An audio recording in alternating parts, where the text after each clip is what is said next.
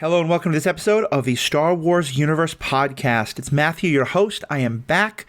Aaron and Danielle were kind enough to take the podcast out for a spin. They did a great episode. They returned it without a scratch. And now it'll be myself, and back from the podcasting hibernation, torpor is probably a better word, Paul Hoppe is joining me to discuss The Bad Batch and all things episode 10.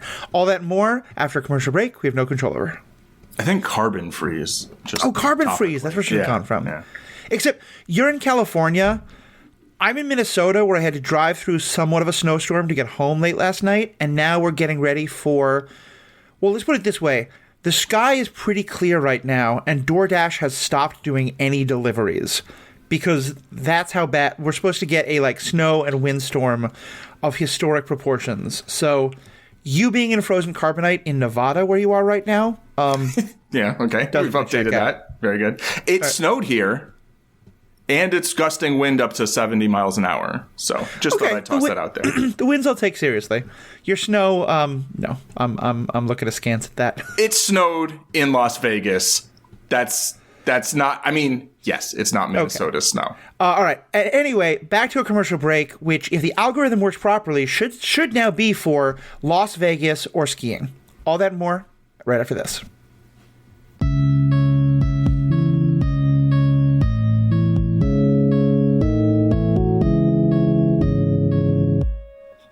Welcome back. I'm Matthew, your host. I'm joined, as I said, by Mr. Paul Hoppe. Paul, the carbon freeze has worn off. Hopefully the hibernation sickness is off. You can see again. It's not just a big blur. How are we doing? Yeah, it's more of a big light blur than a big dark blur. But okay. I actually watched The Bad Batch, 10 episodes. And that's really the first new thing I've watched all year. Yeah, so this is kind of a fun story, folks, and this was not intended, although it worked out for me quite well. As I said, I was gone all last week. I was at a Magic the Gathering event in Philadelphia, and so Danielle and Aaron stepped in to record on the episode. They did a phenomenal job. I'm really glad they were able to do that. More Aaron hosting will probably happen down the road. And as part of that, not only was I not able to record, but I was not going to be able to produce the video. I just didn't have good internet where I was. So Paul stepped in, which meant that Paul had to watch all 8 episodes or 9 episodes up till then to get caught up and not get spoiled. And so I was able to say to them, hey, Aaron's going to be gone this week. Do you want to, watch just one more episode since you're kind of caught up for maybe the only time this year? Paul was happy enough to jump in. So, Paul, let me just kind of start right there. What's kind of your overall feelings on the show so far? Yeah, it took a little bit to get into. It feels very it feels like it matches up with last season, but has a nice sort of step forward, right? So I appreciate that. I'd say the episodes that I enjoyed the most were the sort of pre-Bellion episodes, right? With Echo and before Echo there also, right? Right. I think they're doing a really interesting thing with. I was asking you before watching it, is it episodic or is it more of one through line? And it certainly is episodic in a way that I think is pretty cool. I like that there's been, there's 1 or 2 basically just crosshair episodes, right? And then there was another episode that really didn't have the Bad Batch. And I think when you do that regularly, it works really well. I remember when Book of Boba Fett was going on and there was just Mandalorian season 2.5 episode kind of stuck in there. To me, it felt like because that sort of thing hadn't really been introduced yet in this series of shows, it didn't work as well for me. But I think if there was another season of Book of Boba Fett and they did something like that again, or they have an episode of Boba Fett in The Mandalorian, that will feel more natural. Okay, we're doing this. This is how we're doing this. I get it. Also, for me, not watching it week to week, I wasn't oh, but where's the Bad Batch? It's just oh, that's just this episode. Okay, now I'll watch the next episode exactly when I feel like it. So, again, that just takes me back to, watching all these episodes kind of in a row. feels very different than, just the episode of the week. Even though they are episodic, and so it actually probably is more appropriate for this like once a week format than a lot of other shows might be. I think you're right. I think there's been a lot of discussions about the idea of like serialized storytelling versus episodic, and claims of like, is an episode filler or something like this. And I think in a lot of ways, this show has really reminded me that as much as I do like serialized storytelling, where every episode leads directly into the next, and it really is like chapter 4, chapter 5, chapter 6 going in a firm direction, I think there's a place for that. Like Andor was phenomenal for that.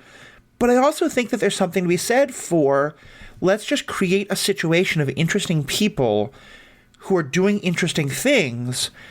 And as they're doing those things, you're going to learn more, not just about them, but about the world around them, and just let that go.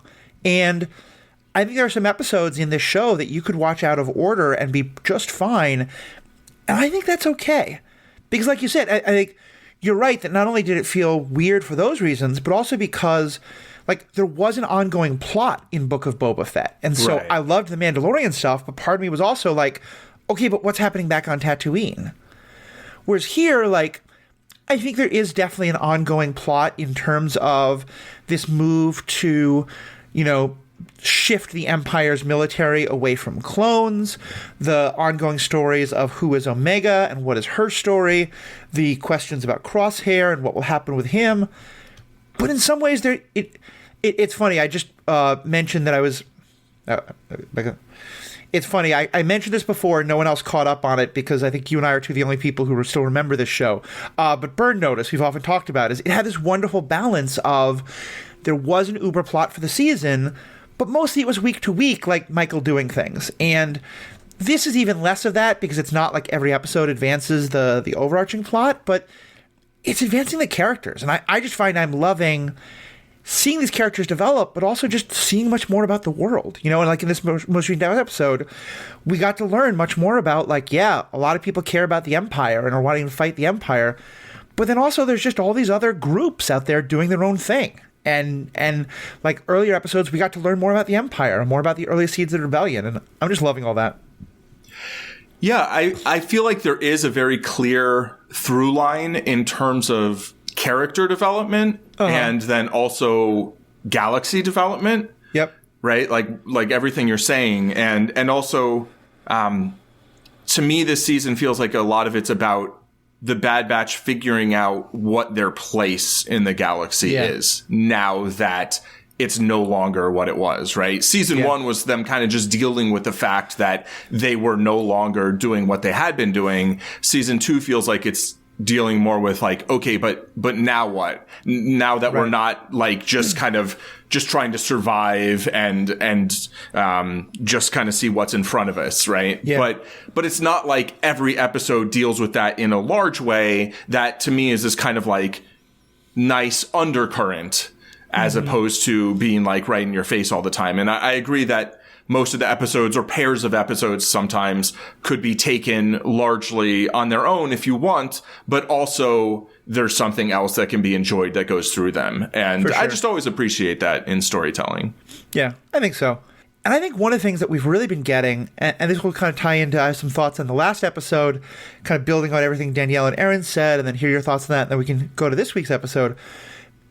I really love also how much time it's giving us for character development. Because we're spending so much, and also that in season 1, and even to some extent in the Bad Batch episodes in Clone Wars, I enjoyed the whole team, but it felt like Hunter and Crosshair were well-developed characters, and the others were kind of like, how like in a lot of like MCU or DC movies, you get one or two developed characters, and then you get some others who are kind of like a one-sentence description, and they do the one-sentence description, like they're the funny guy who makes comments about food, or they're the person who like is always going to be a little bit sad and depressed about what's happening. And like Wrecker and Echo and Tech had felt a little bit like that to me in season 1.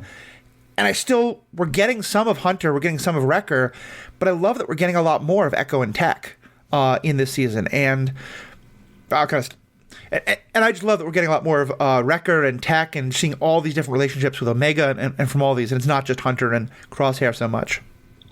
Yeah, and I mean, I think you could have removed MCU or DC from that statement and just like movies, and a lot of movies and a lot of TV shows, right? There's a few characters that are going to be developed, and then there's a lot of characters that it's like the one thing you need to know about this person.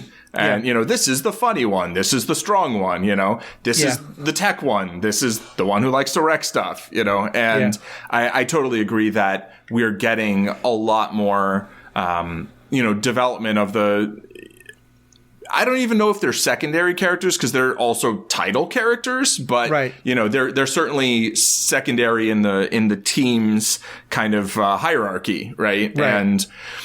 And especially Tech. I feel like Wrecker, we got a little bit more of that in the first season than with Tech, right? But stuff with him and his chip, I think that's right, yeah. Yeah, and here I think the really was the last episode that did the most in that regard with, you know, giving Tech and Omega some time and letting Tech really kind of talk about himself in a way that he doesn't usually, right? And then that carried through nicely to this episode where it wasn't in the forefront, but like right at the end and kind of like the denouement, like they let Tech be like, but there's others like us in the galaxy, you know, and saying things like, you know, the way that Mako is doing things here is kind of like what the Empire is doing, but on a smaller scale. And, you know, so they really did, I think, deliver a lot on what was set up in this kind of quieter episode 2, where they spend a lot of time really alone. There aren't really antagonists that they're directly facing, right? It's them against nature, basically, against the physical situation. And here they're actually against other people, but so there's maybe a little less of kind of what's going on inside, but it plays out in actions, really. And I don't know if we do a summary or whatever, but there's like one moment right near the end that I think actually really delivers well on kind of their relationships with each other. Definitely. We will do that. I just want to talk about the moments from last episode a little bit, because one thing I was really struck by, and Aaron and Danielle talked about this some, but I want to kind of just take it a little further, is that I was really struck by a thing that I think happens in our own world all the time, which is when a person comes into a situation and if the entire time that they're in the situation, it has been one way, the assumption is that that's how it has always been and therefore always should be. Right. And this is everything from, like, you know, just you go to your favorite restaurant and you go there for 3 years and their menu hasn't changed, and then it does change. And you're like, oh my God, what happened? Because you don't know that every 3 years things change, you know, or your country has been exactly like it could be on like national political, but it also could be like, oh, hey, I just met this person. They were the same way for these 6 months and now they're changing. But really, they've always been kind of a changing person. And what I'm getting there is, to me, the discussion between Omega and Tech about how they feel about the Bad Batch changing and the Bad Batch evolving, and in this case specifically, Echo leaving. Because for me, what it really highlighted is, for Omega, the Bad Batch has been basically the same since she started. She came in just about the time Crosshair was leaving. She had a little connection with him, and she kind of wanted him to stay. But most of her experience with them has been with them being without Crosshair, with them being with Echo, and with them living on the ship. All of which are, in terms of the overall story of the Bad Batch, fairly new developments. You know, whereas you look at someone like for Tech's experience of the Bad Batch has had much more change in it. They were living on Camino, now they're living on the ship. They were with Crosshair for a long time, now they're not. They weren't with Echo for a long time, now they are. As well as the fact of just, to me, I think something we saw a lot in the Clone Wars is that, and I think this is true, I mean, every military person I've ever spoken with has said this, a thing you know if you're part of a small military group in a wartime is the chances of that same group staying together for the entire war are incredibly small. A, because members can like be killed or can be injured, because you might get a different commanding officer, or because one of you might be assigned to a different unit. And we know that the Bad Batch mostly, like, stayed with themselves, but, like, they did fight alongside other clones sometimes, and some of those would die, or they might have a Jedi they worked with, or mostly not work with. So, anyway, this is all kind of a long, rambling way of saying that, like, I just thought it was really well that they illustrated this idea that for Omega, the Bad Batch started when she met them and has been fairly constant. They've lived on the ship. Crosshair mostly hasn't been with them. Echo mostly has. But that for Tech, he hasn't been able to, like, get used to the idea of this is how it's always been, because he's been having much more change and much more. And as you said, he has a beautiful way of saying, like, I do feel sad about it. I just don't express it the same way. But I also just got this strong sense and feeling of he never had that sense of consistency that she has because he's been part of it for far longer. Yeah, I mean, it's interesting because we kind of, in a way, have the same perspective Omega has, but maybe different. Where, I mean, I'm sure that sentence might not make a lot of sense until I explain it. But basically, as far as we know, the Bad Batch was the four of them, right? Crosshair, Hunter, Wrecker, and Tech. And right when we meet them, they then get Echo joining the group. Right. I think it always was just the four of them to begin with. I think that's true, yeah. Like, I don't think they had members who died earlier. Right, like there weren't six of them, and then there were four, and then five, and then... But I don't think we know that for certain, but that's kind of how we see it, right? But we know that season 1 of The Bad Batch, Echo being part of the team for some period of time, which seems like it really wasn't much time if you think about it, because when he joined them, that was like kind of just before everything ended, right? Yeah, like I think they've been together maybe like of the 3 years of the war, maybe they were together for like the last 3 months or so, and then and then Echo was with them for about a year or so afterwards before he left. But yeah, they've been together for 3 years before then, as well as just all the time they were growing up together. Right, exactly. So adding Echo was that was the first big change. And then not too long after that, then Omega joins and Crosshair leaves. So that's like a lot of change in a pretty short period of time. But Omega, it's like they're already, there's 5 of them now, and it's her replacing Crosshair essentially. Right. So then Echo leaving, for Tech, it's like, well, Echo was only with us for a while, right? Yeah. Like we had years before he was part of the team. I could see if they went even a little deeper on that, Omega being like, oh, so I'm actually even newer than Echo, so I'm even easier to just say goodbye to and like feel like less of the team to you, right? Which I think that's a great point. I think that is probably on some like low.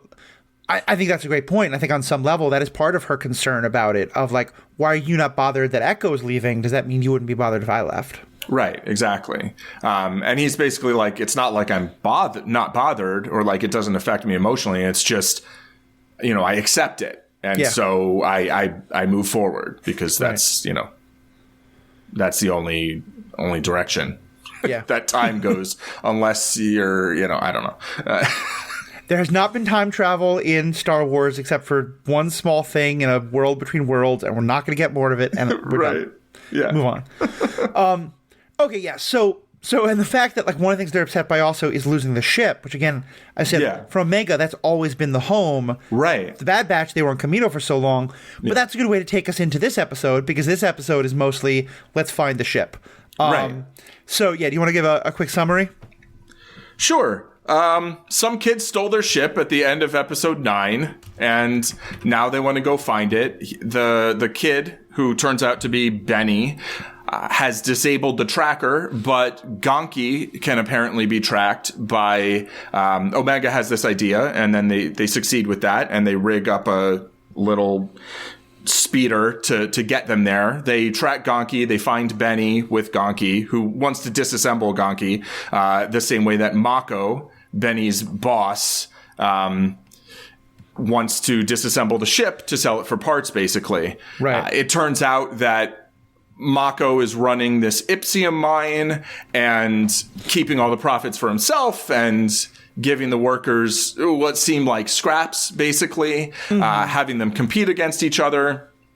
And ultimately, the Bad Batch get the ship back, but Benny double crosses them, and Omega's dangled over a chasm, and Benny gets everybody to turn on Mako because he like shows them the truth. He's like, oh, he's been actually just holding all the profits for himself. Mako said the profits are going down, but really the profits are going up. None of this has anything to do with anything going on in the real world.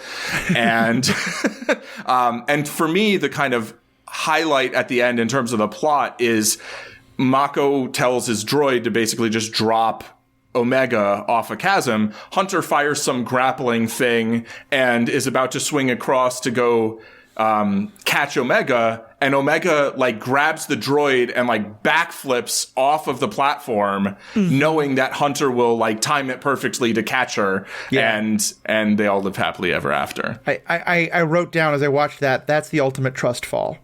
Exactly. It's actually very kind of like Batman and Robin. Yeah. In a lot of ways, like with the grapple gun and like, falling off a trapeze kind of thing, but like actually trusting your new family and whatever. Yeah. So I found that moment very nice. Also like super badass to be like, I'm just gonna jump off of this thing because I know someone's going to catch me and then I'm going to toss the droid and. And it was incredibly badass. And I think it tells me a lot about the relationships and how they've grown, because I think if that happened in season 1, Hunter and a couple of the others, Wrecker probably just thinks it's cool, but the rest of them are like, how could you do that? How did you know it was going to catch you? Kind of thing, you know? And by now they're all just like, yeah, we know you trust us. We trust you. We knew it was going to work. Which I really appreciate. Yeah. And it's to me, that's a bit of a payoff on the episode 9 kind of tension within the family, basically, and kind of coming back around to like, no, we trust each other to do our own jobs, right? And thus we can cooperate in a really seamless fashion. Same way like Wrecker and Tech then shoot the droids in this Ipsium mine, where if they miss, like they'll probably blow everyone up. Yeah. But Wrecker's like, we don't miss. And they don't miss, at least here. It's so true. And I feel like there's one line in this which I thought was a really nice way of kind of like paying off the tension between Tech and Omega in the last episode, which is that she's the one who has the idea of, well, even if the ship doesn't have the tracker device anymore, Gonk, our droid, does, which... By the way, like they point out that Gonk is basically just a walking battery, and so Benny doesn't get it, but all of them are like, no, he has become the pet of the Bad Batch, which I just adore. But also when she's the one who comes up with that idea, Tech is just like with no like irony or anything, just like, oh yeah, that's a really good idea. Let's do that. Yeah. And I just thought that there was that moment that was really nice. And there's also the moment when Benny is kind of like sprawled back on the floor, and Omega is standing over him, looking badass in her uniform and holding her, laser bow thing. And that, like, until now, everyone who Omega has connected with and met has been bigger than her and has seen her as kind of, like, small and insignificant. And then maybe she turns out to actually be much more than that. Benny meets her as somewhat intimidating. And I just thought that was we haven't seen her have that kind of a connection with someone where she's the one holding the gun. She's the one who looks more competent. And I just really like that, like as a further evolution for her character. Yeah, for sure. And I mean, I think a lot of it's age related, right? Yeah. Like she's however old, but like, here Benny is around the same age. Right. But, right. I mean, but she's clearly the more, militarily kind of accomplished, I think the whole thing about like stealing isn't a skill. I'm like, aren't you all stealing stuff just like all the time? Look, every D&D, every role-playing campaign I've ever done, there's some form of like stealth or whatever it is. Yeah. Or thievery itself is a skill written down on the character sheet. It is. And I'm just like, I feel like you should know this, Yeah. But at the same time, it's like, okay, fine. And I did enjoy their interactions. And I think that's a really good point about the kind of first impression, you know. Yeah, for sure. I did some checking, and as far as I can tell, both my own research, but also from checking other people's comments, both Benny and Mako are new characters. And I had a moment when it was Benny in a helmet, or we were just seeing him from the back, where I was like, oh, who is this going to be? Is this going to be like a young Boba Fett? Is this going to be like someone else who like we kind of know? And I was a little disappointed that it wasn't someone like that, but yeah, Benny's a fun new character. Mako is a fun character. Not the best, prosthetics, missing a limb representation that I've ever seen, but my people don't all have to be heroes. I'm happy to have, someone who just has your standard metal arm that can do weird, evil things and gets knocked off a bridge when he's supposed to get knocked off a bridge. So, yeah.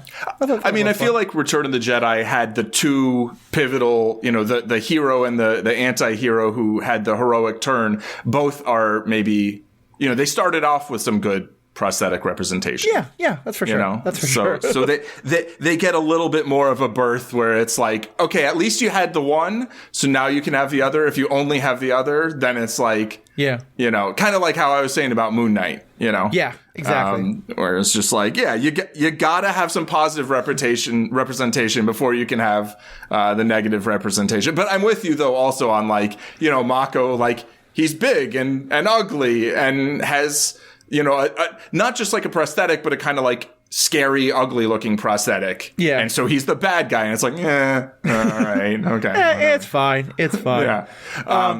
I will say, I thought you were going to go the opposite direction with that, though. Where it was, like, nice that it was, not like, I also assumed, like, who's it going to be? It's clearly got to be someone we've met before, because it's always someone we met before. But it's like, no, they're actually introducing some new characters. Oh, yeah, that's true. That's cool. And then at the end, he's like, if you ever need a thief for your D&D party, you know who to call.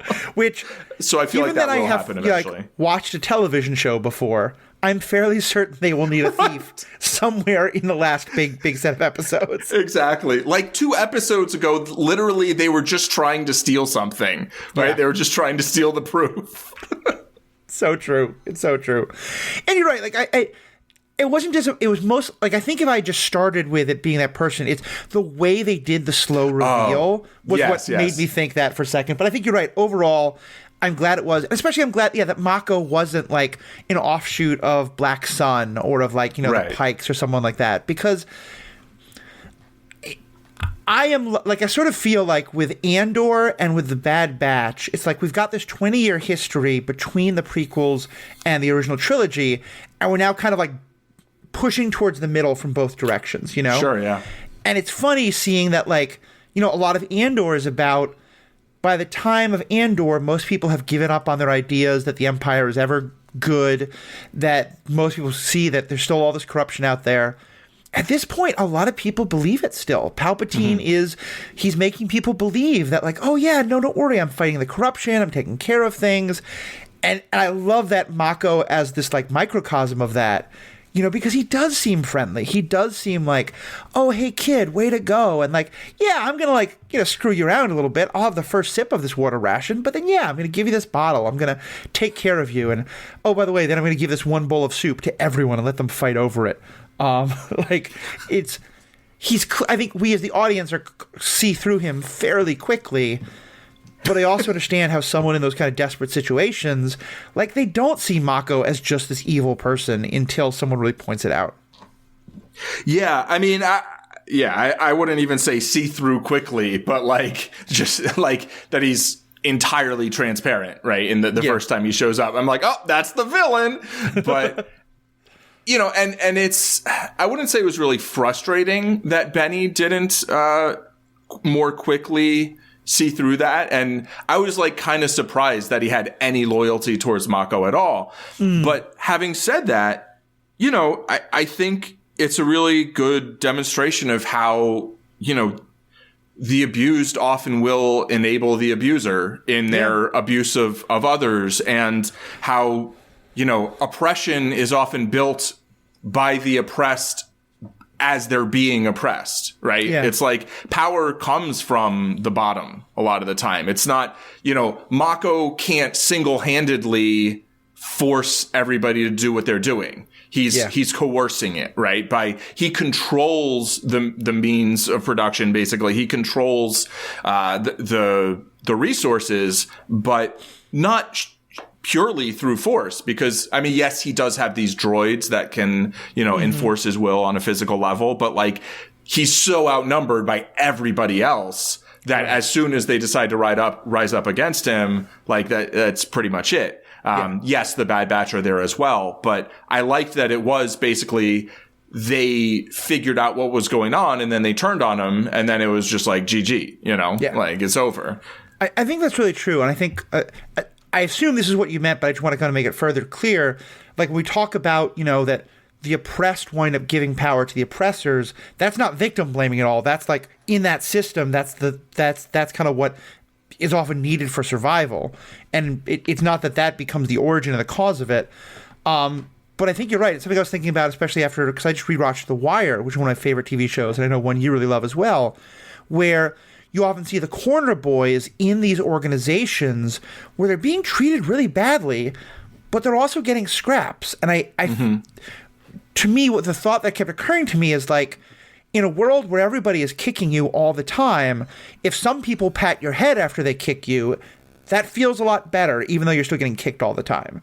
And that's kind of to me, that's why I saw Benny being loyal to Mako to some extent, is like, he's used to a world where, no one's just going to give you water rations. No one's just going to give you food. But here, at least, if you do a good job, there's a chance that you'll get some kind of reward. And that Mako comes off as friendly in a way that seems transparent to us, but does feel like I could get why to Benny and the rest of them, they sort of felt like, well, this guy is better than anybody else out there. Yeah, I mean, from the outside, I think it's easy to just look at it and be like, I mean, Benny's a fool, Yeah. But when you think about, well, what are his actual experiences? Like, does he have any understanding that things could potentially be different, right? Right. Has he seen any alternative? And I think the answer is probably no. I do find it like we don't really know the whole backstory of this thing. They might have explained it a little bit more in 9, when they were going to the mine, but I'm not totally clear. Like, why isn't the Empire on this planet like extracting resources? Are they just buying them from Mako basically, and they're like, whatever, you can just do whatever he wants there? Like, why is it all kids? What happened to all the adults?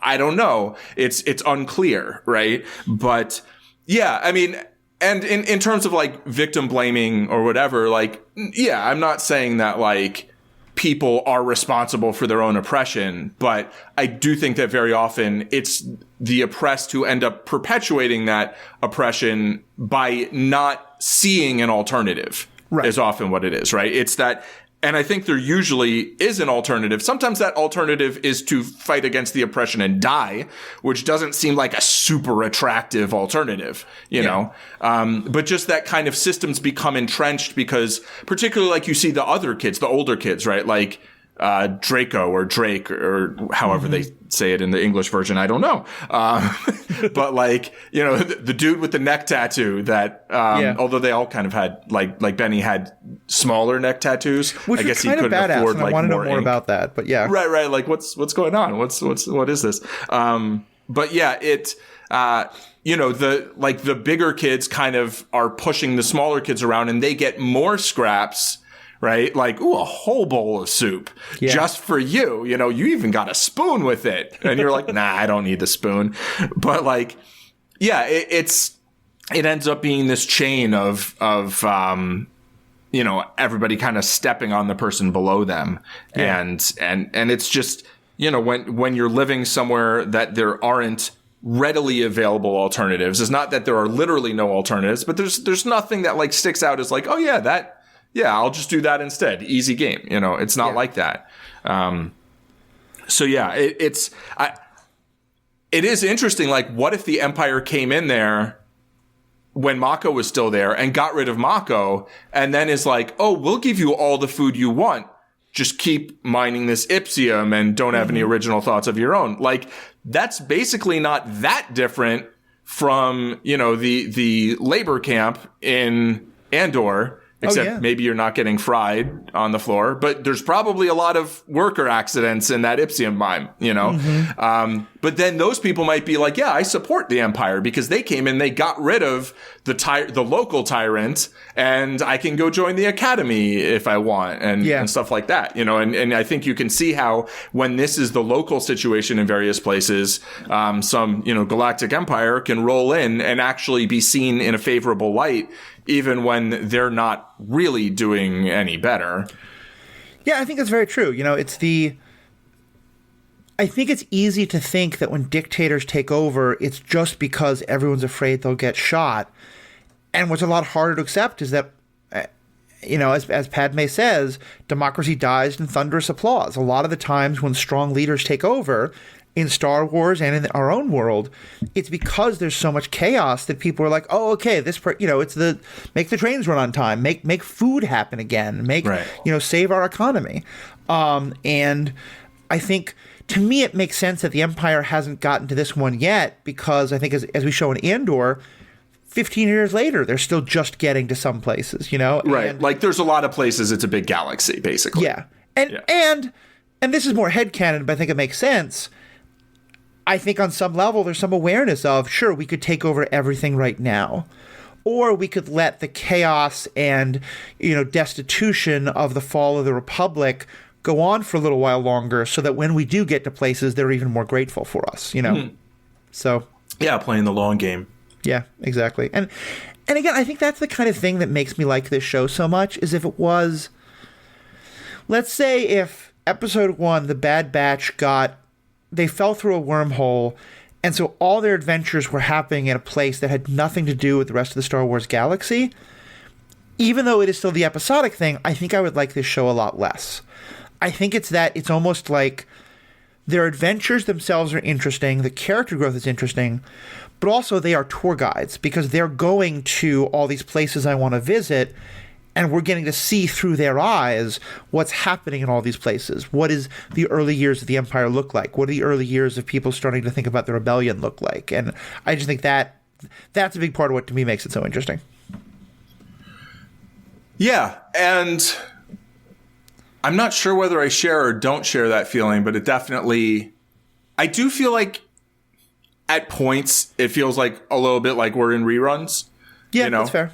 But at other points, it feels like, no, this is actually kind of illuminating parts of this setting that haven't really had a light shown on them, and it is kind of telling a period of time that certainly hasn't been told much on screen.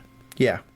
And I think that's cool. In some ways, I feel like it is very close to the original Clone Wars show, like much more so than it is to Rebels or other shows like that, in that the Clone Wars is very episodic in a lot of ways, in part because the episodes happen out of order, which is problematic, and we could say some things about. And there's definitely some episodes where, to me, I don't think an episode that doesn't focus entirely on advancing the main plot is filler.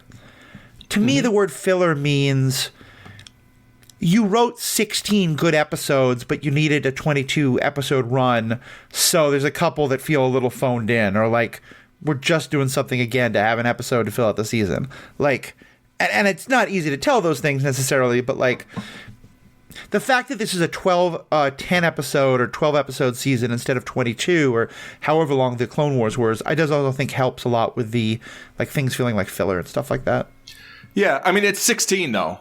It's 16. Okay, yeah, that's a good deal. Each season of The Bad Batch is 16 episodes, and episode 1 of the first season was a movie. So yeah, that's true. It definitely is. It's a fair amount of. It's enough that I think you run the risk of having episodes that feel like filler episodes because it's like, well, how many good ideas are you going to come up with? Right. But at the same time, like there was, I don't know what the actual production schedule was, but there's been, it was more than a year between season 1 and season 2. And season 1 of The Bad Batch was well more than a year after the final season of Clone Wars. So there was plenty of time for people to come up with ideas of, what types of stories they wanted to tell in this format. Yeah, so, that's you true. know, and I agree. Like, if you tried to come up with another 6 ideas, it's like, well, that's harder, you know? But, like, like Sherlock season 1 and season 2, like, the middle each one's 3 episodes. And the second episode of each season feels like you could call it a filler episode to me. Yeah. You know, it's like, it's just clearly not as good as the first and third episodes of said season. And it doesn't really have anything to do with anything else very much, you know? So, you know, I think it's a bit of a subjective term, but I hear you. And I agree that the Bad Batch feels like it has less of the thing you're describing, whatever you want to call it, than the Clone Wars does. For sure. Yeah, I think it's a fair way to put it. I think that's about where I would wrap up for the main episode. We are going to have the special bonus feature for the patrons. But Paul, is there any other last things you want to say about this episode or just the Clone Wars, the Bad Batch in general so far? Yeah, there's 2 main things. One is like ship safety in Star Wars. Like, lock your ship. Like, at least they didn't have like the ramp down, but it's just amazing how much people take this stuff for granted, and finally to see it have some consequence, I guess, is kind of nice. You know? Yeah. I remember we had this rant in either Boba Fett or Mandalorian when those ships got stolen. I think both of their ships got stolen at various points. So. Mandalorian season 2, where Boba Fett gets the armor out of the ship. Oh, yeah. I think we had some words about that. The tragedy. That wasn't the worst thing that happened to that ship in that episode, though. No. And then number 2, or the last thing I wanted to mention, was there's this moment of Wrecker looking at the little doll with the floppy ears when they get their stuff back at the end of this episode. And I just thought that was really nice because I'm not sure whether it was Danielle or Aaron, but one of them mentioned that was on the ship, you know, along with Gonki, but like that, you know, Omega's room is on the ship and like, you know, she has that doll, but that doll was Wrecker's doll originally. Right. And so it's like really nice to see him kind of still having that attachment, you know, cause it's like they have so few things to be attached to, right. To feel attachment towards. And I think you're right. I think especially with Wrecker, you're right. We haven't gotten as much of his big, like, a character arc episode with him in this season. He had some in season 1, but I think he's the character who in many ways has grown the most, or at least as much as anyone, particularly in that I think he's no longer the child of the group. He was very much the child of the group. Now he's not. He's an uncle, and I think he's like, you know, he's the uncle who'll be like, let's go smoke outside the house. I'm not going to be the responsible one with you. Right. But yeah, he's become a lot more mature in the way he deals with Omega. And yeah, so having that moment with the doll was just a really nice, like, yeah, he's still that big kid. Yeah, exactly. All right. Well, Paul, thank you so much for sticking your head up outside the hibernation cave for a little bit. What is happening in the world of the ZenMadman and the Voice of a Secret and Giant Panda and all the other aliases you've gone through that I have now confused people by mentioning online? Now that you are not a regular co-host of podcasts, what is happening in poker? What's happening in chess? What's happening with the ZenMadman? Yeah, I'm playing a lot of poker and a lot of chess and studying both.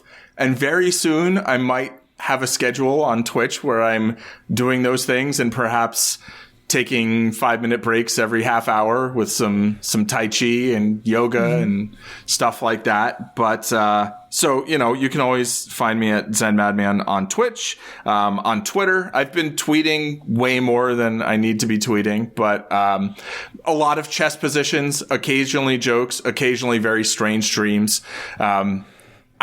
I actually, before watching this episode, I had a dream that half of my car was stolen. Yeah, I remember you telling me about that. That was an odd one. Yeah, which actually feels a little bit like what happened in this show. So That's fair.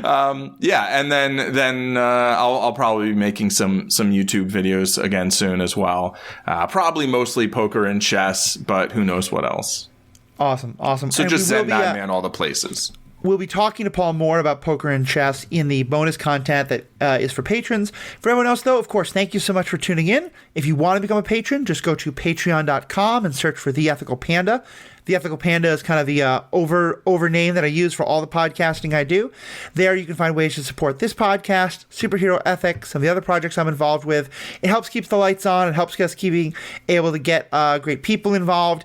And most importantly, in doing so, you'll get ad-free content. You don't have to listen to ads when you get your episodes, and you'll get the bonus content. We're having a lot of great fun creating it. If that's not your thing, though, of course, thank you for listening. There's other great ways to support us. Give us a 5-star review or whatever star review you want with some comments about what you love about the podcasts, what you don't love, how we can make them better. Do that on iTunes or any other places you find podcasts. And of course, you can find this podcast, my other one, Superhero Ethics, and all the other stuff that we're doing by going to theethicalpanda.com. There you'll find all the podcasts. You'll also find all the ways to contact us on social media, Facebook, Twitter, email. Let us know what you think. We love the conversations. We'd love to know what you think. We'd love to hear your thoughts and all this different stuff. We are getting ready for the Mandalorian Season 3. We'll probably be doing a review episode of that pretty soon. We're continuing doing some great stuff about The Last of Us. I have some new stuff coming out soon on superhero ethics about the DC slate. We did a great episode on Dooku and how he's remembered. That's something I probably actually will also ask Paul about in the bonus content.